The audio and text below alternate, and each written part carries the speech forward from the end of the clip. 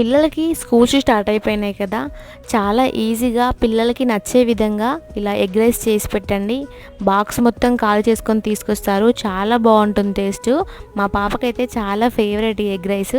Stove మీద కడాయి పెట్టుకొని oil వేసి ముందుగానే 2 ఎగ్స్ను గిన్నెలోకి బీట్ చేసుకొని ఈ ఆయిల్లోకి వేసుకొని మంచిగా అటు ఇటు టర్న్ చేసుకొని చిన్న చిన్న ముక్కల కింద కట్ చేసుకొని వీటిని మంచిగా ఫ్రై చేసుకోవాలి. ఇక్కడ చూపించిన విధంగా ఇలా మంచిగా ఫ్రై అయిపోయిన తర్వాత దీంట్లోకి ముందుగా ఉడికించుకున్న అన్నంని, అలాగే 1 స్పూన్ కారాన్ని, రుచికి తగినంత ఉప్పుని, 1/2 టీ స్పూన్ ధనియా పౌడర్ని, 2 రెబ్బల కరివేపాకుని, కొంచెం కొత్తిమీరని వేసేసుకొని స్టవ్ని ఐ ఫ్లేమ్లో పెట్టుకొని 3 నుంచి 4 నిమిషాల పాటు మంచిగా మిక్స్ చేసుకున్నామంటే ఎంతో రుచికరమైన ఎగ్ రైస్ అయితే రెడీ అయిపోతుంది.